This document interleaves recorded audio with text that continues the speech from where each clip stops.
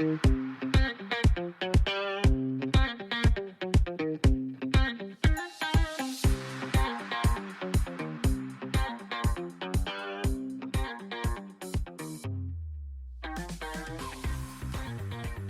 hi.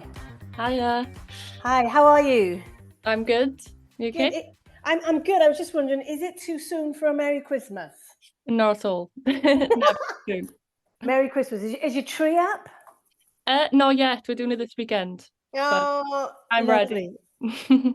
I know. Have you started buying presents yet? I actually have. I'm organised for once this year. I'm actually nearly finished. It's quite nice. Woo! Yeah. That is brilliant. Food.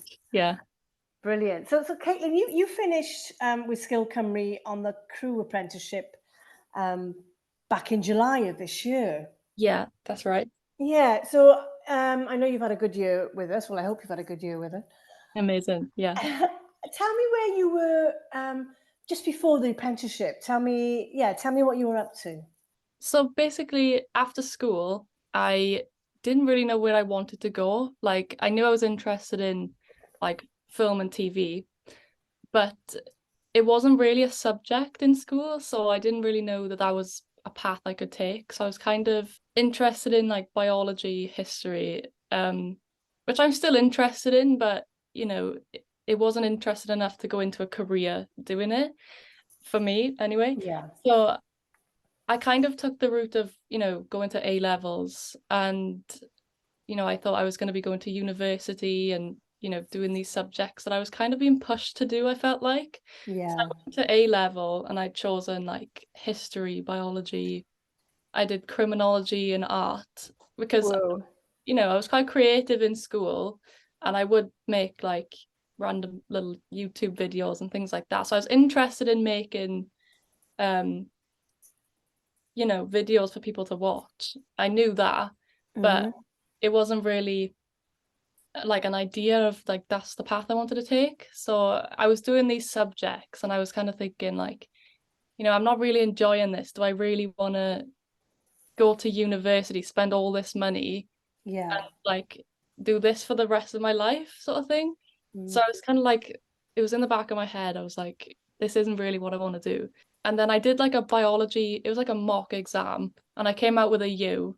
And like that was like I was like, there is no point in like continuing with this because I was trying so hard and it just wasn't for me.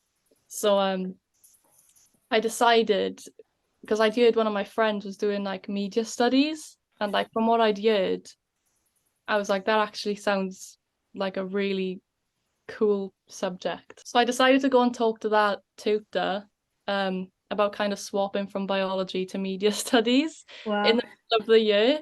Yeah. So I was talking to her, she was like, this actually sounds a bit crazy, but I think you could do it, like if you tried hard enough. So that's what I did. I went to media studies, and then in my mock exams, I was coming out with like A's and B's, which I was quite surprised at, but because it was something I was interested in, I felt like I was on board, I was getting it. And then in lockdown, that's when I really like was thinking to myself, like, what could I do with this subject? Where could I go? And I was always interested in like, I'd be editing on like Movie Maker on like my old laptop, or making YouTube videos on iMovie and just random things like that.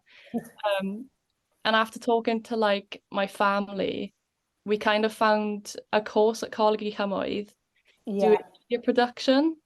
And like when I read that, it just sounded like amazing. I was like, that is what I want to do. So obviously after lockdown, I left A level, and then I went to Cwmnïau to do a 2-year long course, literally just doing media production. And it was like incredible. It was everything that it was just what I wanted to do. And I knew that, throughout the course. And then as I was doing that course, I was getting involved with like making music video, doing documentary, I was doing short films, working with people, working in different roles. And then it was the time to then come to uni, and I was applying to university. But again, I'm not a very like academic person. I knew that like TV is where I wanted to go now, but it was just that thought of like, right, I'm gonna have to keep doing these academic, subjects, and keep going. And doing Yeah. all the essay side, and it just wasn't really appealing to me. So I'd applied to uni and I'd got in, and I was going to go to Falmouth University, and it sounded like an incredible course. You know, I know people who've done the course now, and like, you know, it sounds incredible still. Yeah. Not for me, you know. And I was talking to my family, and my nan, she was like, do you really want to move away as well? Because I was going to go to Falmouth, and she was getting quite upset. So I was like, okay, how am I going to just like move away? And obviously they would have been happy for me too, but it was just in the back of my mind, like, is this for me? But then like one day my nan turns around and she's like, it's quite a funny story how I got into Skill Cymru actually. So Okay. I know someone who used to work for the BBC, um, and if I give him a call, he might be able to give you some advice. So I was like, okay. I'm like, why haven't you said this before? Thanks, So Dan. thanks, Dan. So she literally gives him a call and then passes me the phone, and I don't really know who this guy is at the moment. I'm like, hello. And he just starts telling me like, look, if you're not happy with going to university, there are different options. And he was telling me like, you can just email people to shadow them, or, you know, ask for runner positions. And then he'd mentioned like this apprenticeship at Skill Cymru. He mentioned the BBC one as well. Yeah. But after like researching Skill Cymru, I was like, you know, this sounds incredible. Like, I have to apply. And by the time he'd told me about it, I only had like a weekend to apply. Okay. So I spent literally the whole weekend like making my application like the best I could. And I was like, this is good, like, please. So and then I found out like I got it, and like, you know, obviously that was the better option for me. Yeah. You know, and I haven't regretted it at all, obviously. But it sounds like to me as well that, unlike a lot of other past apprentices, that your family were very supportive with your change of mind. 100%. Yeah, I've been really lucky. Like, they always like, they didn't want me to move away to uni, but they were like, if that's what you want to do, like, we're behind you, sort of thing. So it's quite nice to, I know some people whose families are not as supportive, so it's just quite nice to, like, you know, have that. Definitely. So Mhm. when you applied for the apprenticeship, could you work out the difference between what we call the ACDM apprenticeship and the CRIW apprenticeship? Was it was it explained properly maybe on our websites? Did you Um, understand it? yeah, I mean, like, for me, the crew apprenticeship really like stood out to me because, you know, from what I did from my tutors at college, you know, they were always giving us like information on like the TV industry. Honestly, without them, you know, I wouldn't have had a clue. So I was Yeah. like looking on the website, and the crew apprenticeship kind of, you know, it mirrors the TV industry. Yeah. You're not guaranteed to do, you know, this placement and this placement. It's not like laid out like that. You're just doing what is available at that time. You know, and the Skill Cymru team, they like work really hard to like find the placements to what you want to do. And I think that's just like amazing because everyone I've met wants to do something different. Everyone in my cohort, you know, you had someone who wanted to be like a director, someone wanted to be like a script writer, there was someone who wanted to go into production. I want to go into post-production. So like just finding all those different placements, you know, helps us grow. That makes Yeah. um Yeah. so many different paths you can take in TV. So I think it's great that there's an apprenticeship that can help you with that and help you, you know, find your path. Yeah, because the main difference really is between the crew apprenticeship and the ACDM is that obviously the ACDM apprentices have a year or 18 months job, so to speak, Yeah. and Mm-hmm. then you on crew basically have placements that could be anything from 2 weeks to 4 or 5 months, couldn't they? Exactly. Yeah. So Yeah. so so, so when you I know you came to a workshop with Skill Cymru, and then you were chosen uh, to go on the crew apprenticeship. When you Yeah. came into us, those first few weeks, did you have an idea in your head, I want to be a runner, or I want to work in post production? Did you know where you wanted to go? So coming straight out to college, I was just like, I want to be an editor for comedy. Like, it's really specific. That's still where I want to go. And I Right. think it's really helpful to like have that in my head and be able to talk to people and say, like, that is what I want to do. I know for some people, they just like didn't really know. They just know that they wanted to work in TV. And I think not that it's more difficult to figure out, but I think it really helped me because I knew kind of what I needed to learn. Yes. Yeah, like literally from day one, like it was like editor for comedy. Yeah. Yeah.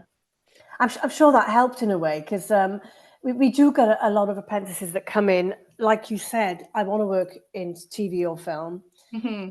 but don't really realize how many jobs there are behind the camera, so to speak, behind the scenes.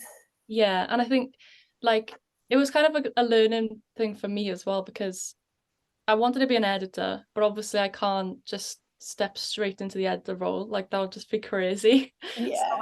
there's so many different roles behind like all these heads of departments. There's like multiple roles that like do so when you're in college doing a film, for example, you're kind of just doing everything yourself. But for Yeah. just one role, there's like five people behind them. So like I want to be an editor, and after like these different experiences, I know that, you know, there's an edit assistant, there's a second edit assistant, there's a DIT that brings them the rushes, you know, there's a sometimes an assembly editor. It could go on, Yeah. but I think it's just good to have an idea in mind of like where you want to go so you can push for those roles. De- Yeah. Definitely. Mhm. Because, and you know, what was great with the apprenticeship as well is that there is obviously the CRIW apprenticeship is a 12-month apprenticeship with Skill Cymru. Yeah. But then in that 12 months, I imagine there is room to change your mind. Yeah. I mean, so when I started, like I said, I was like editor 100%. Um, Yeah, on my first placement, I was in Flame Productions. It was an right. incredible experience. So I was there for 3 months. So they were really supportive in like getting me experience with post-production. You know, I ended up going on like training courses. They had people do like freelancers literally coming in to show me Avid, and like I was like incredible. Um, Yeah, you know, but I did get a chance. So I was sitting in the production office. So I did get a chance to like, you know, turn around to people and say like, look, I'm happy to help because I wanted to see as much as I could. I knew I wanted to go into post, but I think, you know, in my head, it was sort of, you know, I want to see as much as I can while I'm here. yeah, Um, so I got quite involved with like the development team, and I was literally like coming up with my own ideas and like helping them develop ideas for like the One Show and Channel 5 and like all different things. And I got really involved with it. So I think if I yeah, wanted to, I could have like turned to like Skill Cymru and be like, this is actually where I want to go now. So I think, you know, when you're on your placement, you know, you can be really involved with wherever you want, yes, which is the amazing thing about it because you're an apprentice. You know, you're not tied down to this one role. I mean, depending on what you do, but for me, in like some of my placements, I was able to like, you know, go and talk to this person and go to talk to this person, and this, you know, you can change your mind. Like yeah, there's, you know, there's so many different paths you can take. Um, yeah, I mean, I was still looking to go into post, but along yeah. the way, I was looking to just gain as much knowledge as I could. So while Flame was your first placement, Yeah, you know, like anybody, it's like starting and you're an apprentice, but it's like you are starting a new job, aren't you? 100%. Yeah. Was there any? It doesn't sound like to me, but I want to ask the question: was there any time that you were really made to feel, oh, you're the apprentice, you haven't got any knowledge, can you just sit there and watch us? That sort of a feeling, you know? Um, I don't think it was like that. I think, you know, when you're going into a production company as an apprentice, I think to get like the ball rolling, because you're not actually going into a role, you know, and I don't mean this in a bad way. You just kind of have to take your own initiative Yeah, and like great. take that role, if that makes sense. So Yeah, in like when I first got there was no one telling me like you're gonna be doing this today. You know, that would occasionally happen Yeah. When I first got there, they would give me like a list of things, this could be what you're doing. Mhm. You kind of have to like take your own initiative and be like, can I help with this? Like if you feel confident to, like after they show you, I don't know, this is how you ingest footage. When you feel confident enough, like you can say like, could I help out with it? And it kind of then like you kind of make a role. Does that make sense? I think Yeah. right at the start of like apprenticeships, this is how I felt. They were always happy to show me anything, and I was always happy to learn. So that's kind of how it worked. But yeah. Yeah, so in a way, you've got to, as shy as a person as anyone would be, you've really just got to get out there and be a part of their team, I suppose, Definitely. and Yeah. ask the questions and can I help and stuff. And then I suppose the more you get to do, the more you'll be asked, maybe, or is that how you found it? Is the Yeah. was there a trust building over the months as well? Do you think? I think, yeah, because when people hear the word like apprentice, they might think, oh, maybe they're not like trustworthy. Maybe we can't trust them with like the big jobs. But Yeah. I think, those first few weeks, it's just a case of showing them that like, you know, I'm willing to learn, I'm willing to help. And you do feel a part of the team. You go into this production company and there's so much to do, so much to learn. Mm. And if you do say, can I help with this? Can I help with that? People will start trusting you and they will start coming to you with jobs. Yeah, that's how I found it anyway. Yeah. And what about things like, it sounds like boring things, but I always think they're important. Logistically, like how because you don't live in Cardiff, Caitlin, do you? No, I'm from the Rhondda. From the run. So how are you finding, I'm just, logistics of travelling back and forth and parking in Cardiff and all that sort of Mm. thing? Did you, that's something else you've got to research. You can't just turn up on day one morning, half an hour late. Oh, I didn't know where you were. I didn't know where to park or stuff, all that sort Yeah, of stuff. I think for my first placement, it was quite hard because I'd only really go to Cardiff for like kind of fun things. I wouldn't really go there to work. I Yeah. didn't really know my way around. Um, but I think after you're there quite a lot, the best places to park, like the free parking areas. It's kind of good because it is cheaper than living in Cardiff. And Yeah. I don't mind driving, long distances, it's fine. I've got Mhm. my own car and that really helps. Or if you've got a placement near like a train station, that also really helps, just so you buy like a weekly train ticket and it's Yeah. much cheaper than living in Cardiff with like how rent is at the minute. I quite enjoy driving in. So I know we say to apply for a career apprenticeship that you have to be able to drive and have access to a car. Would you say in your case that was a must, regarding the placements you had, that if you hadn't been able to drive or hadn't had a car, it would have been maybe impossible to get to these placements? Yeah, I'd say so. I think like my second placement, I was with Avanti Media, and I feel like I got the most of the experience because I had my own car. Yeah. I could have found a way to get there, like by train or by bus. It would have been difficult, don't get me wrong, but Yeah. like I was doing quite a lot of like runner roles. Um, Right. I was supposed to be in the post-production department, but I kind of was like, oh, I'm quite interested to learn that. So I was quite like, I've got my own car, like could I get involved with this? And then I ended up like I was driving to like Carmarthen, Oh, do like runner roles. They did like PSC shoots, which is like smaller shoots, not in studio. And obviously they were just dotted around everywhere in like random locations. yeah, I You know, bet. get there and to get involved with that, having my own car obviously really helped. Yeah. I think if I didn't have my own car, I wouldn't have been able to do that so much.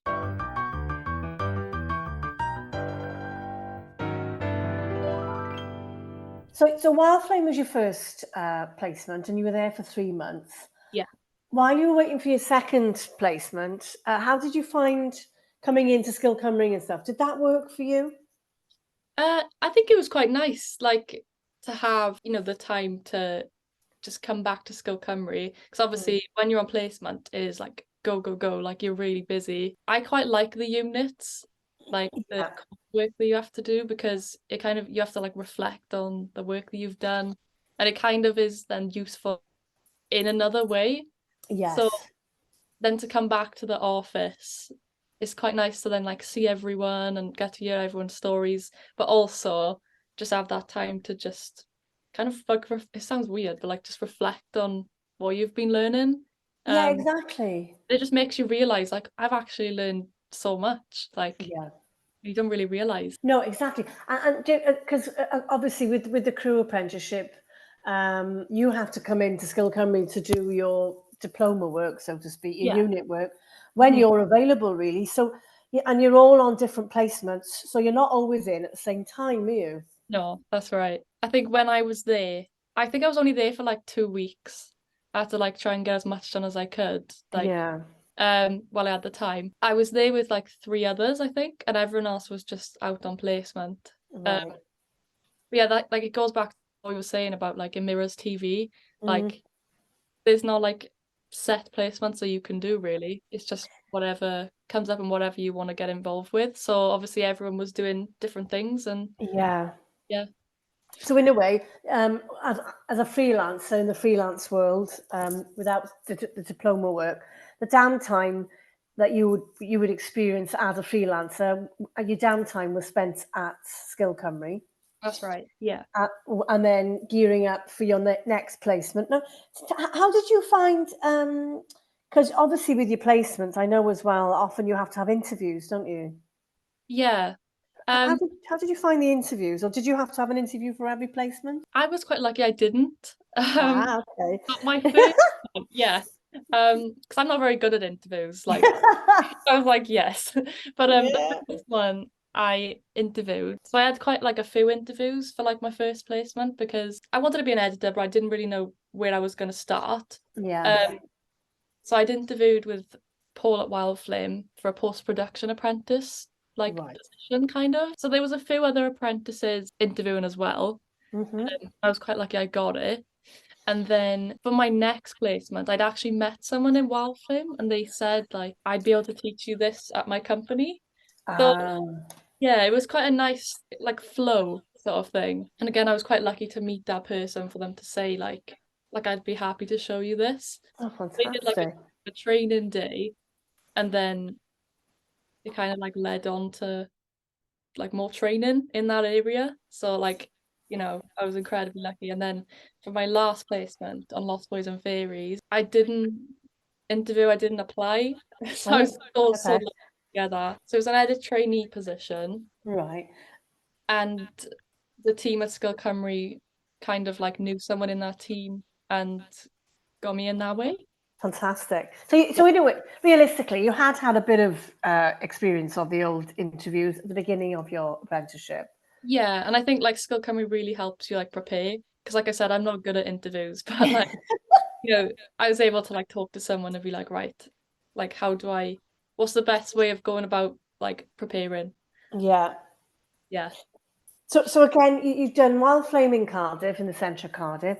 Avanti's in Cardiff as well, isn't it? That's in. Yeah. Is that on the outskirts of Cardiff? It's more or less in the centre. So Okay. yeah, it's quite a nice one. And then where were you? Lost Boy and Fairies. Tell us a little bit about that first, Kaitlin, because people might not know what that is. It's a film or a drama series.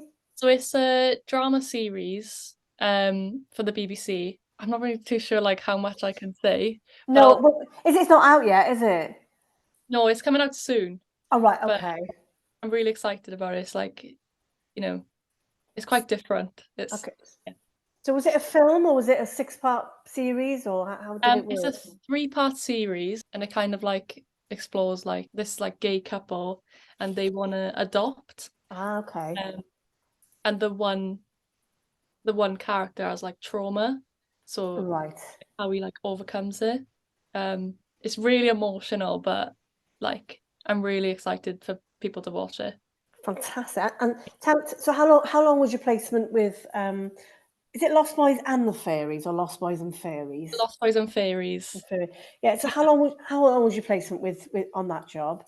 So I was there with Skill Cymru for 3 months, Yeah. and then they wanted to extend me then for another 3 months Oh. in the same role. But I felt like after the 3 months, I kind of, not officially, but I kind of stepped up into like a second edit assistant role. Wow. You know, because I was loving it, obviously. I was getting so involved in anything I could. Yeah. Really felt like a part of the team. And, you know, I got to know the editor's way of working and I could like help out as much as I could. Yeah, it was a really nice placement, like to kind of finish off with, because obviously I wanted to do drama, but I felt like the other placements kind of, you know, got me ready for this role, if that makes Yeah. sense. Because it Yeah. was, Yeah. you know, I did like training days, I did, you know, I'd seen all different workflows. And then like the drama workflow for edit assistant is like so much more complicated because you've got so much like footage coming in, and obviously like each editor then has like a different way of working. So it was just a case of finding how this editor works. Right. And I've got to be honest, you were based in Gorilla during this time, weren't you? That's right, yeah. And I came down to see you because I was assessing you on your workplace units, and you had your own edit No, suite. I can't believe it.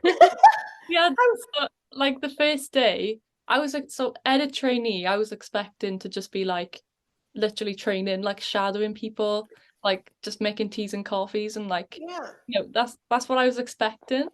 But I came in with like the first edit assistant. So the room you came into was like the big office, we called it. Yeah. So we were like sitting in there and I was expecting to just be there the entire time.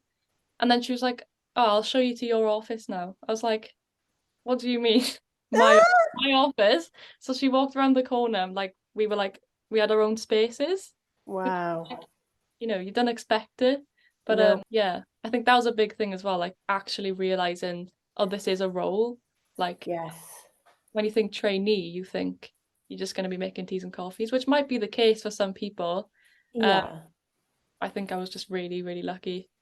But Well, yeah, it was great. I mean, I felt like you sort of matured a lot during your year, and because you'd had to really, because they were relying on you in that role, you know. yeah, definitely. I think like that's what's good about the career apprenticeship is that they understand like where you want to go. But Mm, they, like if I went straight into the edit trainee role, I don't think I would have enjoyed it as much as I did when I felt ready, if that makes sense. yeah, They kind of like eased me into it and then throughout the year. So when I like on Lost Boys, I was like shadowing on set and different things. If I had just like gone straight onto set, I would have been so overwhelmed. yeah, You know, but because I'd already been on set on like smaller productions, it didn't feel as big, if that makes sense. Like, yeah, yeah, I think throughout this year I kind of like was able to build up, which is like I think if you go to uni, you know, I haven't got anything against uni, but I think, no, you know, you're gonna come out of that and then you have to kind of find your own role. And it might be overwhelming and you haven't got that support behind you like you would if you had an apprenticeship. yeah. All the experience, either of you, really. Exactly, yeah. And I think obviously the team at Skill Can We know what they're looking for and Hmm. what would be good for me. It's a great way of just like easing your way into the industry. And then I was able to just, you know, get as involved as I could. I was processing the rushes and doing turnovers and doing first cuts in the end Wow, because I was, fantastic. yeah, because I just felt like confident to. You were coming to the end of your apprenticeship. You're probably in the back of your mind thinking, "Oh my God, right, I really am going to be a freelancer now." Yeah, yeah, So I'm surely them offering you so realistically your first 3 months as your freelance career was a continuation of your apprenticeship role yeah, with yeah. Lost Boys and Fairies. How did that make you feel? I mean, it sure must have made you feel great to be offered a proper job after. Um, yeah, I was obviously over the moon, like because Yes. I loved working on that production, and I was like, you know, and I was only an edit trainee, but I just felt like if I could do this forever, I would. Yeah. Like them offering me that role, also just felt like, you know, I am doing something right because it was my first drama production, and it can be quite daunting. Yeah. I just felt like, oh, so I am doing something right. So, Yeah.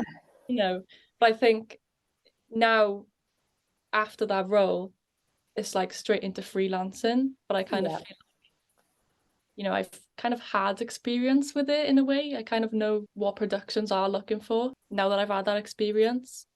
So, you know, Definitely. it's scary, but I do feel confident that I kind of, you know what to look for and know who to ask, and yeah. So you definitely know what you want to do. You definitely know what career path you want to follow. Yeah. Yeah, I mean, I've been interested in like different roles. Yeah.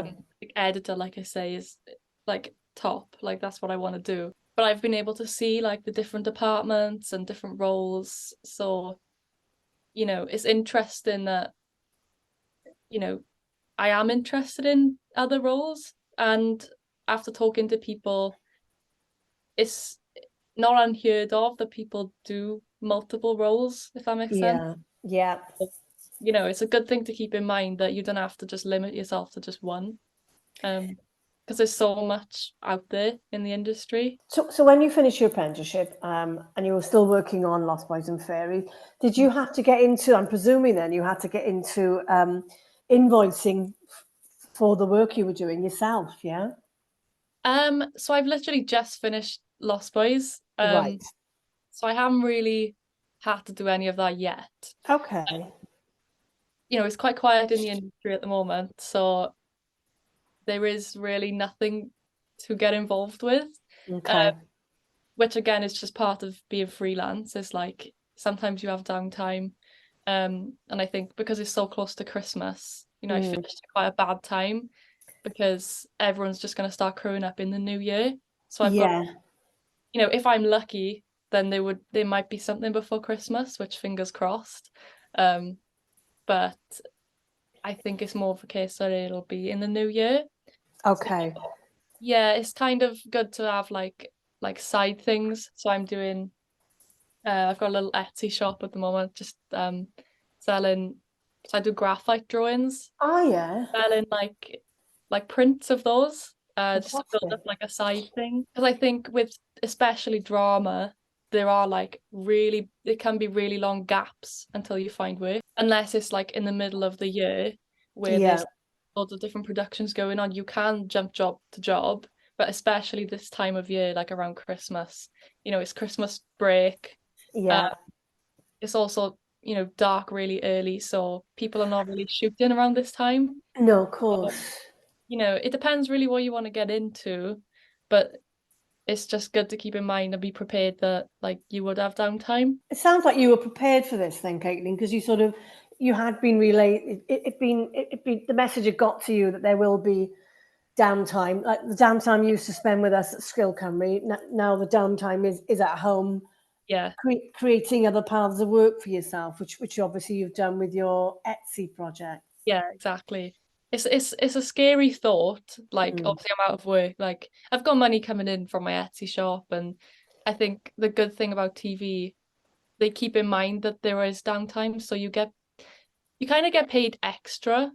Um, Yeah, you know, and I had like holiday pay at the end as well, which was nice because, you know, you don't have to be thinking about money. Obviously, yeah, go on holiday, but just keep in mind that like, you know, there is downtime. You know, and after talking to like my co-workers on Lost Boys, I was kind of like freaking out at first. I was like, I haven't got a job, like what am I gonna do?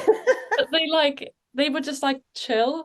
So it kind of made me think maybe this is just normal. yes, Like, and I've heard it off people before, but I think that's what like settled it, was that like how calm they were when I was yeah, telling them, you know, and they're always willing to help as well. Like, you know, they're like always sharing around my CV and, you know, telling people, oh, I know this edit trainee sort of thing. So it sounds scary, but when you think of it like logically, it it's makes not sense. actually, yeah. So Yeah, yeah, just like being prepared for like downtime and just having things to do. yeah, and I'm presuming as well when you finish your apprenticeship, because obviously it's publicised that CRIW apprentices earn 12,500 a year, Mhm. which I understand is it might be going up for next year. But did you have to then? How was negotiating your daily rate with with Lost Boys and Fairies. How did you find that? Was that a bit scary? Because it was your first negotiation, really, wasn't it, of money? Yeah. I mean, like they were like, I didn't have any problems. Like Great. I looked on Beck too, which is like the union, and they do like Yeah. rate cards for how much you should expect in different roles, which was really, really helpful because obviously that was my first year in the industry. Yes, of Like, course. you know, I didn't really know what I was doing. So just by looking at those cards, I could have like an idea of what I should be asking for. But they kind of, I didn't have any issues. They just said that rate and like I was Yeah. happy with it. But like obviously as you step up through the roles, Yeah. that's when it becomes harder because you have to ask for your rate rather than, you know, what it says on a rate card. And I think what was good as well is that I had Skill Cymru behind me.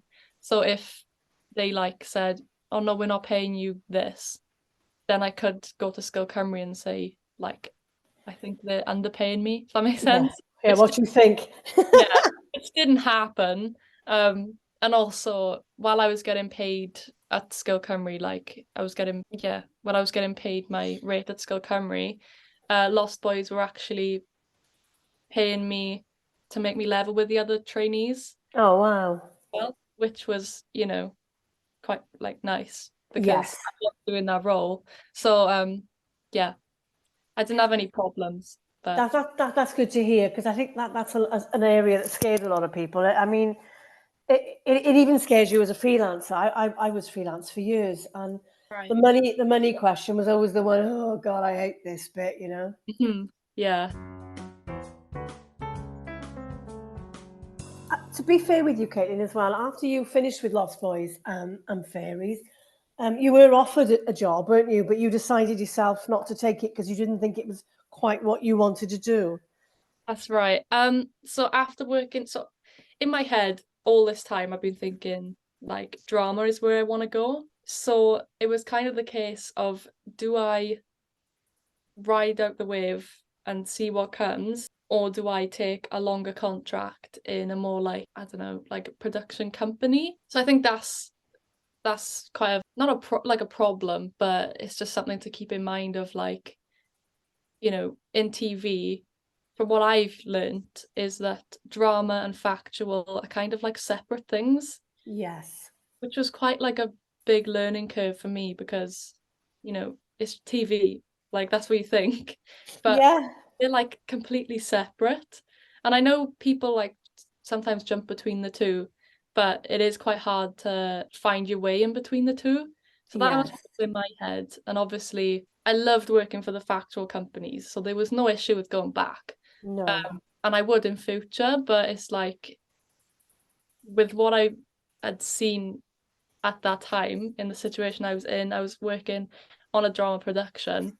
You know, I was like, this is what I want to do, and that's still how I feel. So I think while I've got the opportunity, I was just thinking, let's just see where this goes, you know, and I've made contacts in drama and talking to people in drama. So it's like, I just felt like it was the right thing to do to explore that. Yeah. Um, so I'm kind of now looking to step up into like second assistant editor as well, because I feel confident too. And I was also Right. thinking, because like drama and factual are so different to each other, I didn't want to like forget the workflow in drama because they are quite like different. There's like so Yeah. much to the drama workflow just because there is so much footage coming in every day and the editor needs to be able to do what they need to do. But for factual, you know, there's quicker turnarounds as well. Yeah. So it has to just be a different workflow. So yeah, it was quite a tough situation because, you know, I loved working in factual, but it's like, where do I see myself going? Mm. Yeah, In a way, you found your niche, haven't you? You found what you'd like to specialize in, exactly. Yeah. and And I feel, you're sticking with it, aren't you? You're sticking with it, yeah, just riding the wave, see where it goes. And yeah. which is brilliant. So you've probably got a few fingers and a few pies, and waiting to hear maybe after Christmas. Yeah, I mean, I've heard things that are coming up. Um, but again, that's like the freelance world, I guess. Like Yes. you kind of hear things, but TV is quite last minute in like a lot of different ways. Um, So it's just keeping in your mind, like, you know, if I thought about it, you know, I haven't got a job at the minute, but like in a way I do, because I've been talking to people about jobs and, you know, they've said, you know, this role might be coming up. So, you know, it's scary to think that I haven't got a job, but in a way, there are things working in the background, like it will work out. So Exactly. it's just, you know, in downtime, just like keep busy, keep shadowing, keep like creative, and just don't think like, ah, I failed, like I don't have a job. Like there are things No. coming. Yeah, So because the industry really isn't geared up like that, is it? no, exactly. It's like it can't like work, you know, you can't really go job to job because that's just not, there's no like constant productions, because No. like people wouldn't watch just like a constant flow of productions, if that makes sense. Like there has Yeah, to be breaks and there has to be time to, you know, develop an idea, you know, film the idea. Like it's just how it works. I think like just being there at the right time. definitely. It definitely sounds like to me though as well that with your sideline, Hmm. with your Etsy uh, project, that's keeping you with cash flow, with money, and it's keeping you creative and it's keeping you busy. Yeah, which is good. It's like the perfect little side thing really, because I was thinking about maybe finding like a little coffee shop job or something, but Yeah. me, like, it's not really realistic because, you know, I No. work in TV, but I can't keep just like leaving that coffee shop. Like, it might work for some people, but I think for me, it was just finding something that would constantly be there so that when I'm waiting for a TV job, you know, I've got this other side thing. Yeah, Um, it's just something you can switch on and off, isn't it? exactly, yeah. And If something you that were, I enjoy as well. yeah, if you were in a coffee shop, you sort of have to let somebody down every time you turn them off. Exactly. And like I've got no worries with working in a coffee shop. I think it's quite bad for them, I guess. Yes. You know, just having something that, you know, and one of my friends does like an editing sort of company in their Yeah. downtime, just editing like little wedding videos or birthday video, like just random Yeah. things. Just using Great. your skills and keeping creative. Like Yeah. that's what my Etsy shop does for me is like, you know, I like being creative and I feel like if I went to like a coffee shop, I feel like it's really not what I want to do. Whereas I, my Etsy shop, you know, I can keep thinking of like ideas and things, you know. So I know where you're coming from. My stepmother, Nia, is a actor on Pobl Cwm. She's been in Pobl Cwm for over 20 years. right. But they have breaks of filming, months off. And she started up a company making lampshades out of old Pobl Cwm scripts. Wow. And she's been selling all over the world. Yeah. And she said it keeps my creative juices going, Yeah, 100%. Yeah. and brings in some money at the same time. Yeah. It's like best of both worlds. Yeah, Like exactly. I've constantly got something to do. Like I've constantly got orders, constantly like coming up with new items that I can put on there. So it just keeps you busy. Do you want to share your is it what is it? Is it an email address or is it an Instagram page or? I'm working on the Instagram page, but Okay, it's Art by Kaitlin on Etsy. I brilliant. do like little TV show drawings. I've only got a few up at the minute, but I'm working on it. So if anyone's looking for any last minute Christmas presents, get on over there. Get on there. Well, Kaitlin, listen, thank you so much for your time. It's been lovely catching up with you. Yeah, you too. And Yeah. you are the first a past apprentice on podcasts. So it's been great to share that with an audience of people that maybe don't quite know what CRIW is. Yeah, 100%. I think like if you're like me and you're more practical, like definitely consider it. I know like uni you're pushed to do it. It sounds like the thing that you should be doing, but like, you know, apprenticeships are definitely, you know, they're realistic. Like people Yeah. may think like they're not, but you could be getting like better experience in a way. But yeah, definitely consider it. Okay, great. Thanks, Kaitlin. And have a good Christmas. You too.